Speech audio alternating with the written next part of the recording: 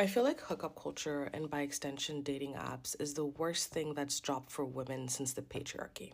Because I don't believe you, as a woman, that hooking up with a bunch of guys feels genuinely empowering to you. So I saw this creator, and this is no hate to the creator at all. I just want us to have these conversations just like she's trying to have the conversation. So just because you don't believe them doesn't mean that is not their truth, okay? Because at this point, you're trying to project and tell them what they think is best for them or what they think they prefer. So similar to how men like to tell women that this is what women want, this is who they are, is the same thing that you're doing here, okay? Because women are fully grown adults. So just because you don't believe them doesn't mean that that is not how they feel. So you can't be the one telling them. That is what the patriarchy has always been doing, telling women who they are or what they think they want, right? You know how men get on podcasts and all the time they're telling you, oh, women want this, women want that, and they disregard what women say they want. I think that's still us playing into the patriarchy. We don't need to be just like men in order to be worthy of equality and rights and freedoms over our bodies and our lives. We don't need to prove that we are just like men. And I know this is a bold statement, so I'm going to explain. Because it's not that women don't occasionally like to hook up. It's not that women are not sexual beings in the way that men can be.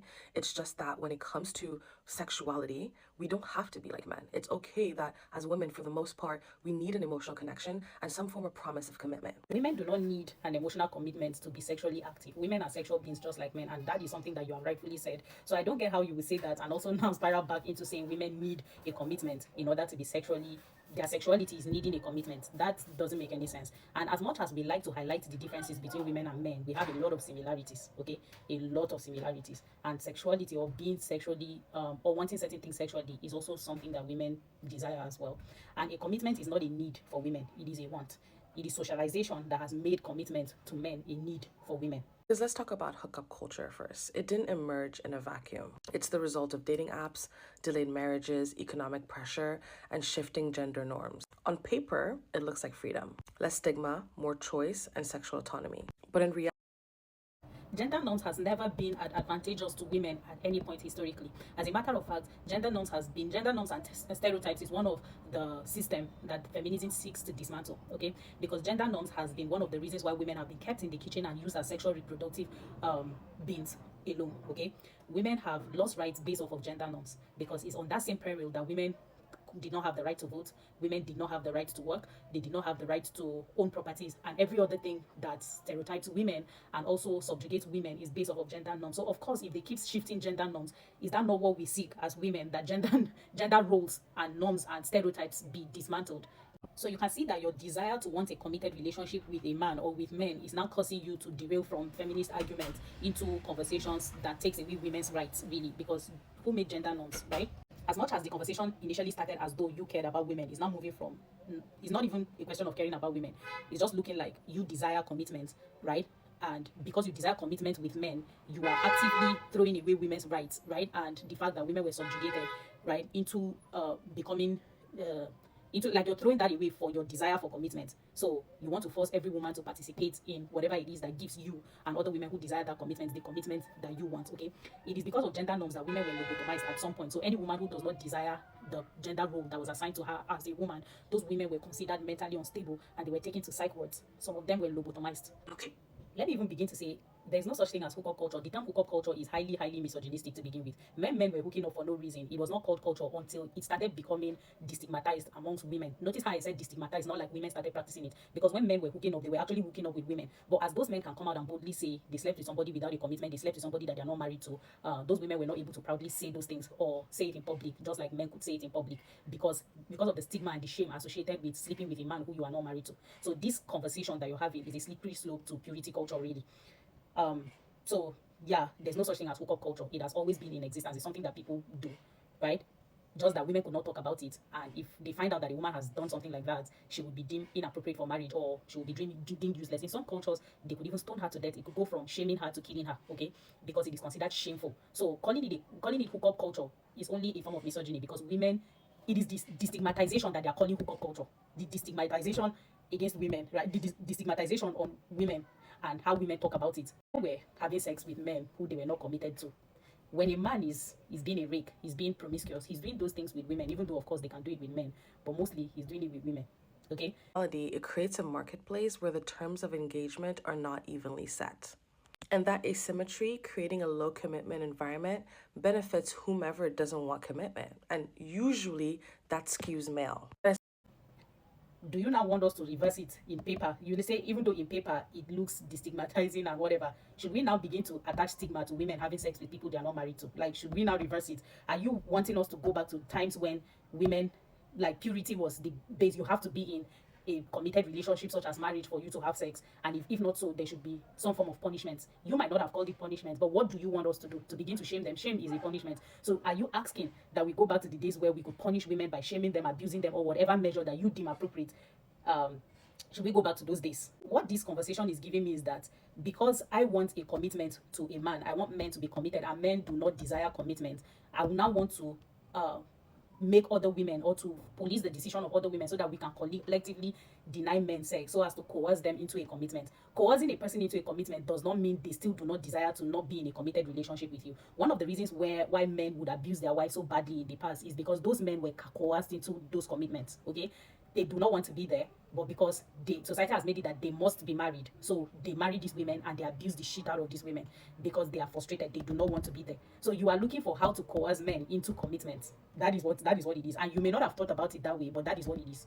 You're trying to coerce men who do not want a commitment to be committed to women simply because they want to get sex. And you're also invalidating other women who want to have sex with men without a commitment, because you're making it look like there are no women, or extremely few women, who want to sleep with men without a commitment. So many women have men who they are just sexually attracted to, but they do not want to commit to those men because other reasons, of course. And then for people to get into committed relationships such as marriage, it takes beyond sexual compatibility or sexual desire. Okay, you have to know a lot more: the person's family history. You have to know the person's ability to handle issues. You guys have to be compatible in several other ways that is not sexual for a relationship to work. But simply because you're driven by sexual desires and the society forcing you into that relationship, you will not be forced to be with this person who you're not compatible in so many ways just because you want to have sex.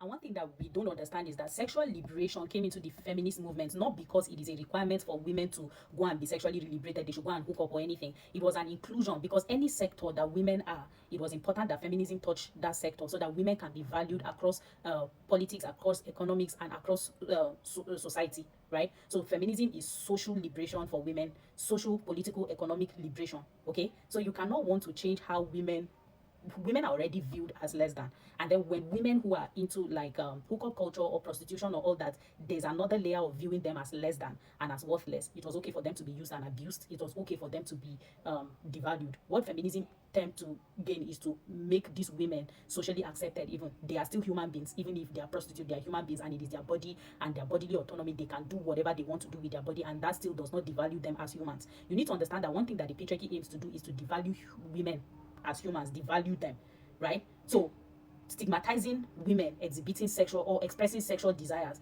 also is dehumanizing. So what you're saying, but even though it looks like bodily autonomy and liberation and empowerment, in reality it is not, because it's just something that men would prefer, and the women also prefer it. You have the option of deciding, have the right. The whole point of feminism is have the right. You can decide not to use the right, but you shall have it, okay?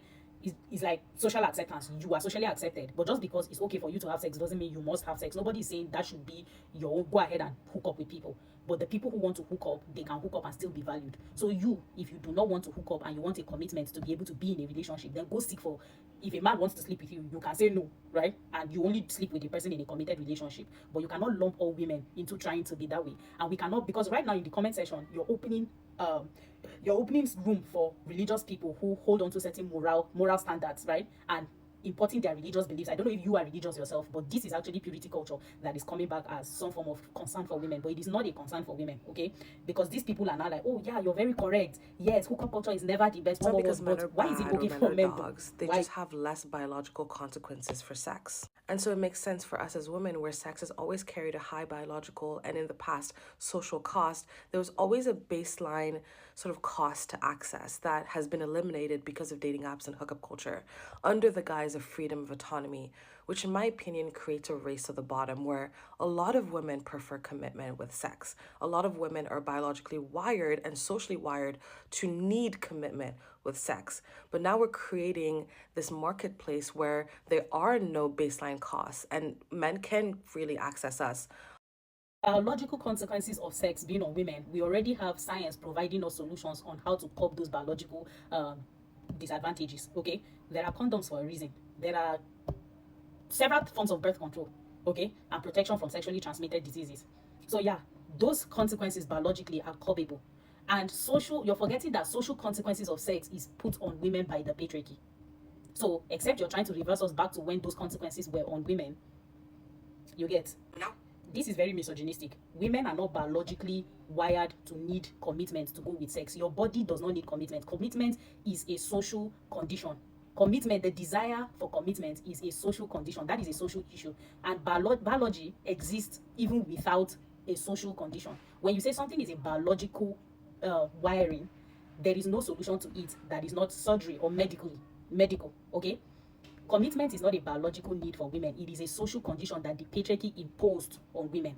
And let me also add that if you're saying if you're saying that women biologically need commitment in order to have sex, that means it will be impossible for them to have sex without commitment, okay? And your same argument could be used to say men do not biologically need commitment. They have a need to have sex even without commitment. So if they are biologically programmed differently from women, then that means both men and women are not sexually compatible in any way, because women have a biological need that is opposite from that of men.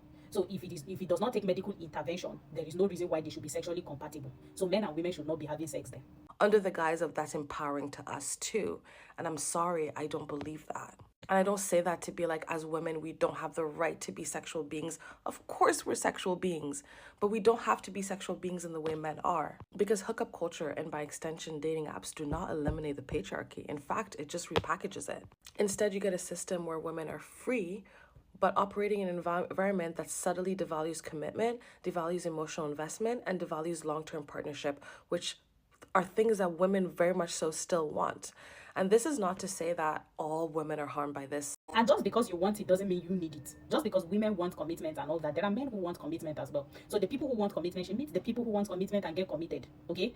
Just because women want it doesn't mean they need it. And just because you want something doesn't mean you will get it. As long as whatever you want does not live within you, it extends to another person. You have to respect that person's opinion or that person's will or desires as well. So you cannot decide for women to all come together so that they can shame hookup culture just so men can be committed. That is coercion. You're trying to take away men's right to also decide whether or not they want to be with women. But on an individual level, women can make choices to be like, I do not want to sleep with somebody without a commitment.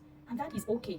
And I need you to understand that even this, your mindset, is also programmed in you by the patriarchy. And the concept of feminism is to eradicate patriarchal social conditionings. Some genuinely do prefer casual dynamics and do benefit from them. And not all men benefit either from hookup culture. Many men are actually worse off from it in this system. The issue isn't sex. The issue isn't the hooking up part. The issue is the misalignment. People want different things, but are operating under this ambiguous system under the guise of, well, this is fine with me and I'm empowered by it. And I don't think that's true. Because in reality, and in my opinion, hookup culture did not liberate women. I genuinely believe that hookup culture is empowering to women, really. I genuinely believe that it's empowering.